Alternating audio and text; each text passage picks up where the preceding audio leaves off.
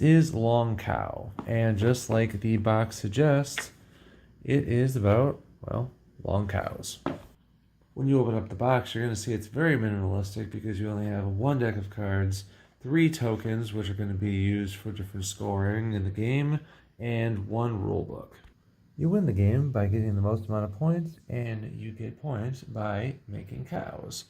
As you can see, there's 3 different kinds of cows that you can have, and you see this one over here has an extra segment. You use the different cards to build it. A very minimalistic cow is going to have a butt and a head. Well, some can have middles, or, as you can see, some cows can have multiple middles. You can have any amount of middle pieces so long as you have them. You can also get additional bonus points by, in this case, being the first one to play a cow,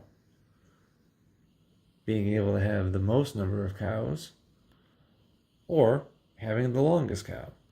At the very beginning of the game, each player gets 6 cards. At the start of your turn, you draw 2 cards, or if there's a piece of the cow that you need, you can grab that. But you can only choose between 2 of those, or any piece within the deck. Cards are placed face down in front of the players.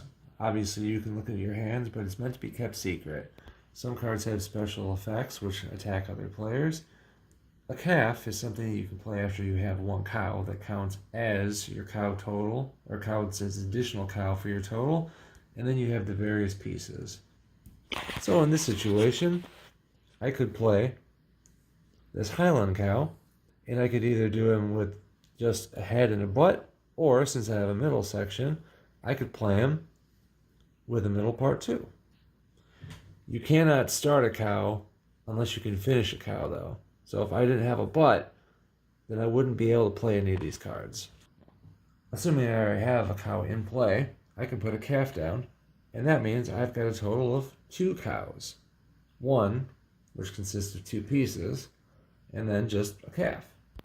If I were to use this red card, I could attack my opponent's cow, and as you can see, it says on there, remove either 1 middle piece or a calf.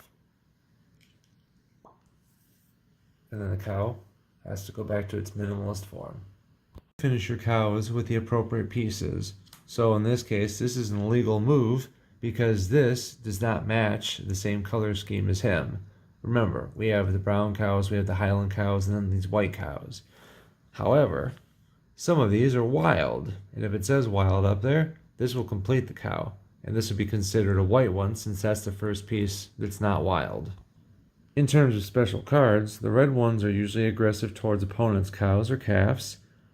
The orange are going to protect against attacks. Green allow your cows to grow after they've been placed, and I'll show an example of that in a second. And then blue is always a special condition that could be positive for you or negative for your opponents. Let's say I already played this cow, and I want to grow them by a piece because I have a middle section. Normally, you can't just insert it in there because the cow is exactly as it is when you play it. But any of the green cards are grow cards. This, in case, is called water. Grow 1 cow when played with middles. I could take my middle, and I can put that now on the cow, and he grew. If I also had a whole bunch of middles at the same exact time, I could also put those ones in there, assuming that they're all legal. These are all legal because this follows the color pattern of the cow. This one's a wild, and as you can see, the normal pattern is still continued. The only way to get around this rule is by using special cards like this, which allow you to crossbreed the cows.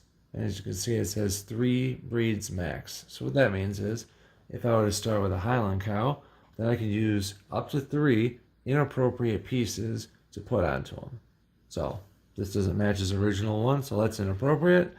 And even though this matches this, it doesn't match the original one, which is supposed to. The game end phase happens when you take the last card from the pile. And then the remaining players play an equal amount of turns, and the player with the most amount of points wins.